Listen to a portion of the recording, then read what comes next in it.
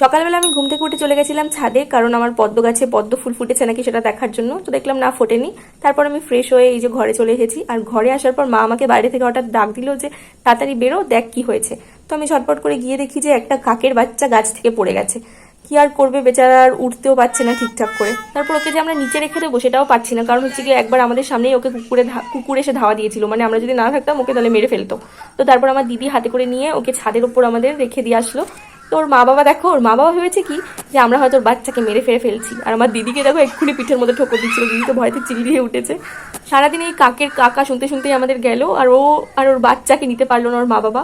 তো বাচ্চাটাকে এসে এসে টাইমে টাইমে খাইয়ে দিচ্ছিল, দেখছিলাম জল খাওয়াচ্ছিল ওই যে আমার পদ্ম গাছের গামলা থেকে নিয়ে।